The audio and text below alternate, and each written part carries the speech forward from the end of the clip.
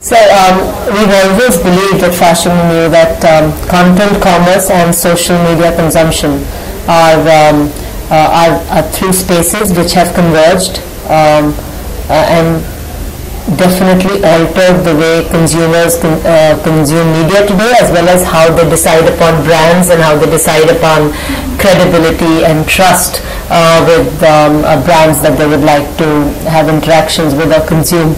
And Fashionandyou, we right from the beginning believe that it's a club.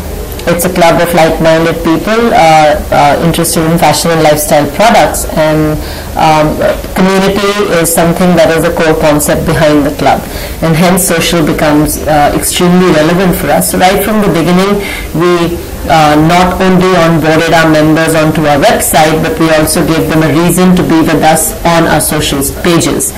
And we continue to serve that community. The social platforms are used as a service and CRM interaction for the consumers. It's also a core hub where a lot of Fashionandyou consumers, members, they remain alerted. We are a daily flash sale site, and hence being alerted about this limited merchandise which is sold at such deep discounts is at the right time is very important. Today Facebook has really taken over email in the country in terms of consumption, and people remain connected with the club not only at the time when the sales start, when they get alerted about the sales on the Facebook page, but they also remain connected with the club because our shop promotions, when we change our merchandise for an afternoon flash sale, all of these updates are available on our social pages. And we continue to also do special sales, curations, new themes only for our Facebook community and our Twitter, like we have a Twitter Tuesday, for example, and that's a very loved property as well. So essentially, given it is a community of a community of shopping club that Fashionandyou is, we've always had social at the core of our experience and not as a side experience. So we've not only used social media till now. Social has been a big play for us, and at the same time we've had a good aggressive approach towards display and search advertising online. What we haven't done is a lot of offline advertising, and we intend to use mass advertising channels very soon. So social for us is a very organic phenomenon. We don't spend so much on social because for us social is about giving value to the community, and when we give that value, the community sticks with us, engages with us. You can't buy social loyalties. You just can't. Brands which believe that advertising on social is the way they're going to get fans and communities, those are not sticky, engaging communities. So social, we've kept it in a very Puritan way. We've approached social for its core values, not by just advertising. On digital media, we've always been a strong spender in the e-commerce space. Now, obviously, given television advertising and above the line mediums are far more expensive, so whenever we go there, a significant part of our spending will go onto those medias. Having said that, digital will always remain core to us. Okay. So, you could, in the months that we are using mass media, we could be 60% on offline advertising and 40% in the digital space. But otherwise, you're not going to be on air for the full 12 months. So when we're not on air, 70-80% of our monies get spent in digital mediums. Okay.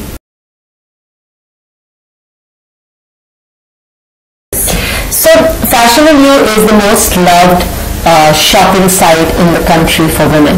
And we respect that. I mean, much as we love the men who join our club, and we try and do a good job of giving them personal fashion products, at the same time we're very cognizant of the fact that the women love flash way of buying, they love the impulse mode of buying, they love the discounts, and they love the experience of going through the shop every day.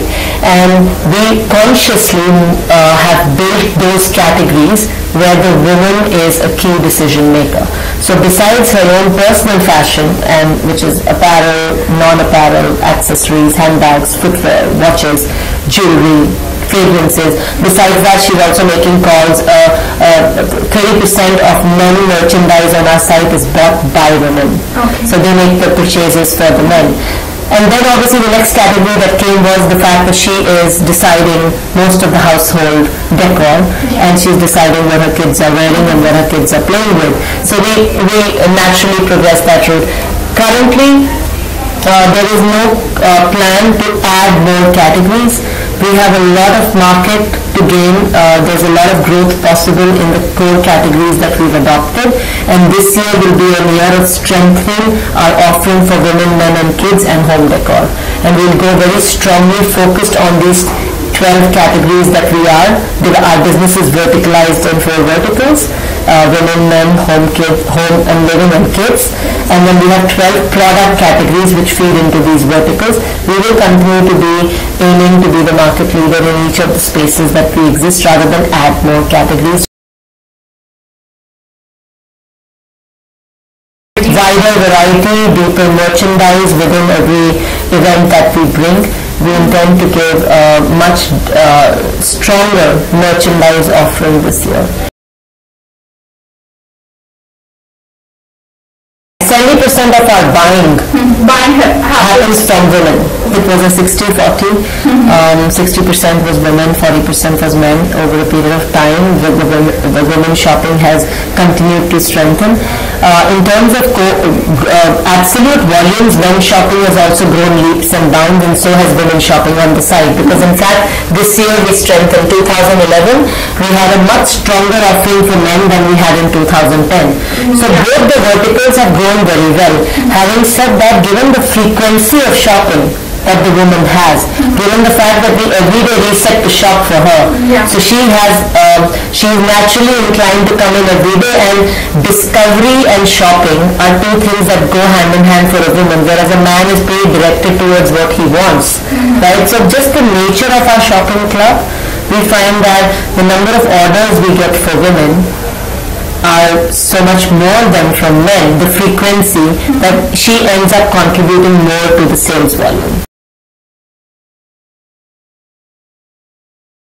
The content is around, we have the 2 aspects to our magazine. One is to keep our members abreast of the trends that are the trends and the fashion style content from across the globe and specifically from India. So one is fashion and style content, right? The other part is to make the shopping experience on Fashionandyou more curated. Content for us works as a way to be able to, in the 20 new sales that go live every day, or the key highlights for the months, our editors, our fashion editors are hand-picking some of the styles that they want to bring in front of the consumer. So it's a way for us to curate the sales. We have a set of stylists and a set of fashion writers who are contributing to this. So it's like any magazine. We have people in production, we have people in writing, we have people in editing, and they work very closely with our buyers and merchandisers, and both come together to make the shop have a much bigger curation element in front of the consumers. Why we are different from what a person would get reading Vogue is that you look at Vogue and then you're looking for those products offline. Here, the shop and the magazine come to you together, and so you can look at products, you can read how to style those products on you, and then you can also end up just buying the product, and that's the great mix. Very soon we will be coming out with I wouldn't like to diverge right now, but very soon we'll be coming out with the readership of our magazine as a published, as a audited figure. We're quite certain that when we come out with the numbers, we will be the largest read fashion magazine in the country, offline and online combined. Okay. So we do believe that we have a very strong content and commerce synergy happening here.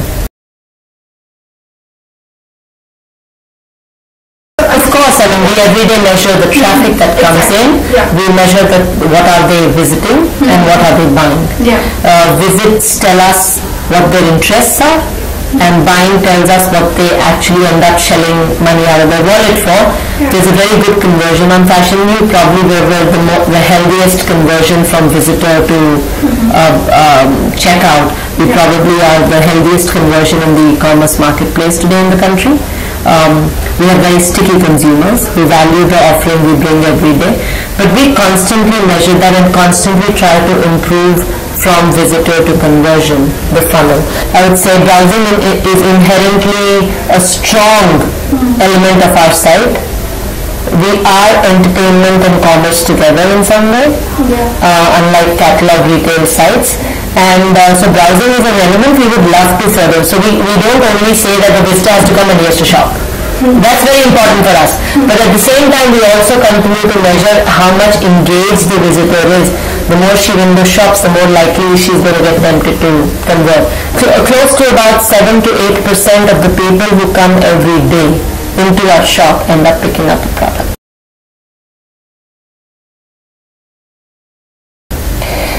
We largely operate with, because we have to change the inventory every day, we don't really bring inventory in-house. There are two aspects. One, being a flash retailer, we need to keep the merchandise being new. So we don't bring the inventory in-house, we block the inventory with the vendor. We bring in the samples, we shoot the sales in-house, and we've got a whole studio area of our business which you must visit to see that how much it takes to bring these 15 to 20 new sales alive every day. It's like resetting a shopper stop, if you will, every day, right? So there's a lot that goes on behind the scenes. We do not bring the inventory in-house. Okay. Right? So after the orders come in from the customer, then we place the orders on our vendors and they flow into our warehouse and move to the customer. That's one reason why we don't bring it. The other reason is that to secure deep discounts, we need inventory to move fast, right? And brands use us for that. And hence, the best way to operate that is inventory light and not get inventory locked into your warehouses. Over 700 brands. Okay, and Indian and international combined, out of which the international and Indian brands split would be about 60-40, 60% international brands and 40% Indian brands. Okay. Sure, I think flash retailing is a DNA. We think we're really good at it, and we love that format of retailing. But the fact is, flash retailing is not easy. It's just like you said, 20 new sales. Each sale has about 100 SKUs, and so you're talking about 2,000 new SKUs going live every day. They have to be physically brought in, shot in our studios. They have to be written about. They have to be presented in front of the consumer, and just till the time the consumer has just finished looking at the site, we are here changing the site all over again. Yeah. So it's a lot of work that goes in, but at the same time, we think that the consumer really loves this form of shopping, and now it's part of the Fashionandyou DNA. We don't know how else to do business, so it's something that we manage. It does look effortless right now, but there's a lot that goes behind the scenes.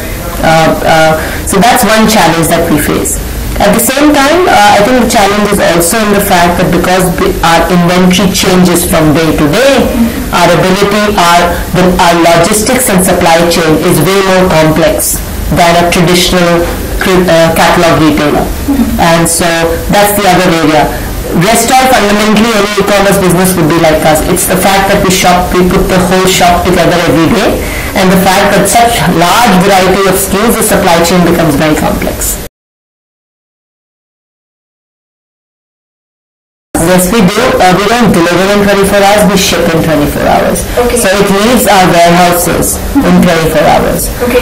But it takes between, so Delhi will be within 24 hours delivery because it's our core distribution center is in Delhi. But now we have distribution center in Bombay and Bangalore as well. So once they leave the warehouse, so from the time we pick up the product and book the order with us, we take 24 hours to ship you the product. Then depending upon where you are in the country, there are cities in the country where courier partners can only reach within 5 days or 3 days.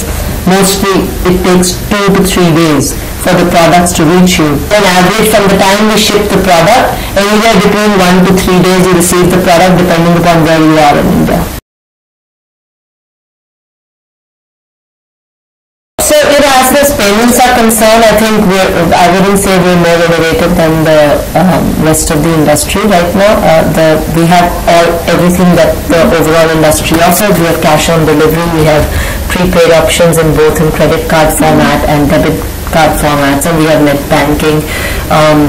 So payment, there has to be a lot more innovation that happens in the payments area for e-commerce to get a further boost, right? That is a challenge, and it's no unique challenge to Fashionandyou. How we manage it is basically we do accept cash on delivery. We don't only depend on prepaid options. But the failure rates on prepaid are a challenge for the overall internet commerce industry, and that's something that we're working on.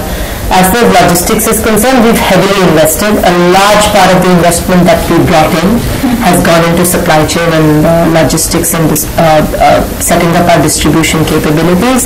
We have, like I said earlier, we have now distribution nodes in all 3 major cities, Delhi, Mumbai, Bangalore, and we are also running our own distribution fleets to control the last mile experience to the customer.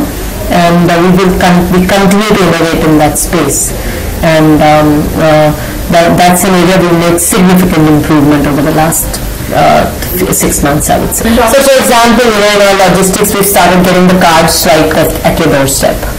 Okay. Right, so when we're handing over the product to you, we're getting the card. So that's one innovation we brought. So we continue to look at various options in the marketplace, and wherever we believe that it's an option like this card swiping at your doorstep, we believe will be adopted by a critical mass of consumers, we bring that option to you.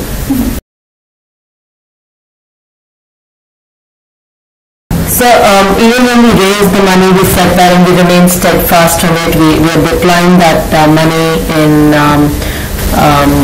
technology, in our product, and in our supply chain, and customer management systems. Those are the core areas where the money is getting deployed, besides obviously a little bit of spending on getting the right merchandising as well.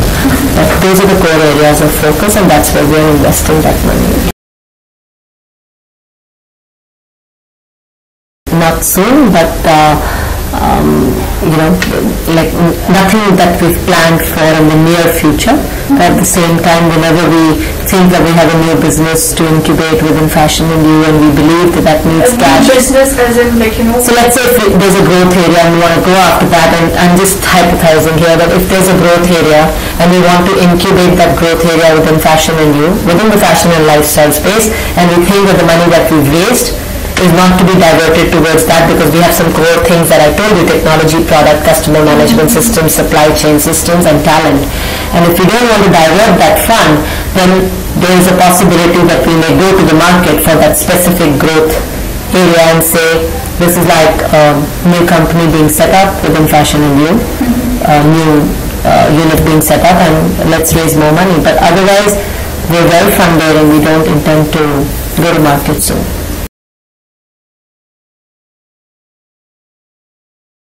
We've been piloting a concept of shops. There are some products and some needs of the consumer where we realize that the consumer is asking us to have those products available for longer durations, because they're core to the basic needs of the consumer. And we've been what we are seeing as flash sales, which go for a longer period of time, are actually what we call as our shops. And very soon a new product would be revealed, a new product front end would be revealed to the consumer. And when we do that, we would be actually bringing the shops out in a very different format for the distinction to be clear that what is a flash event, sales event, and what is a shop which is going to stay for a longer duration. Duration could be anywhere from 2 to 4 weeks. Our average basket value is around 1,500 to 1,700 rupees. It floats between that. And we're shipping out close to 200,000 products in a month. So those are the numbers that I can. So our growth continues to be in double digits month on month, and obviously we're expecting to triple in size this year over last year. We have close to 3 million members. Over 3 million members now, actually maybe 3.5 to be precise, but there's always some duplication, so it's best to kind of look at the real number. Over 3 million members registered, and over close to about 20% of them have transacted with us. We're still in investment mode, and we will take a couple of years to get there. Yes, we would like to ensure we're very focused on ensuring that we're the largest fashion retailer in the e-commerce space. This year, like last year, we're looking to triple our revenues over last year. We're looking to build a business which has a clear line to profitability. Focused on a clear path to profitability, and where our another core goal is to have the best customer experience in the fashion commerce space.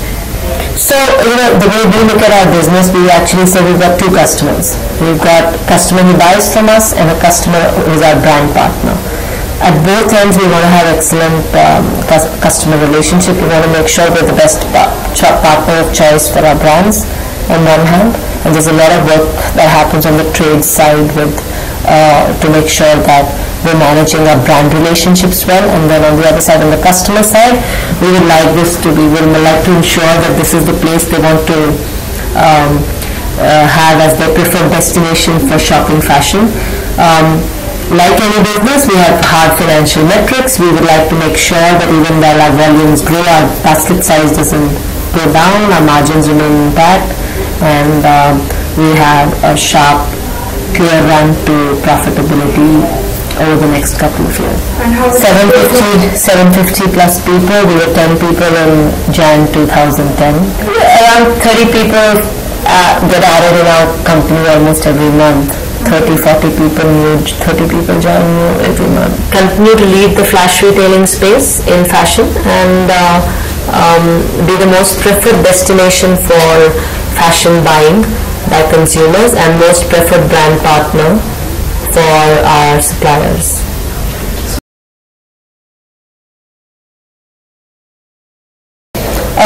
Almost in all the core aspects, we have the best merchandise in fashion retail in the country. We're offering the best prices as well on the best brands, so that's a big USP for the consumer. We are more and more going customized in our direct marketing to our consumers. So if you are a person who shops for handbags more than others, we're curating the experience for you by offering you previews into. So we have a lot of customer direct work that is happening in our business, which only our members can sense and not easily visible outside. So one is the merchandising aspect, where I think we're far superior. Our brand relationships, which is we have the best brand relationships in the trade.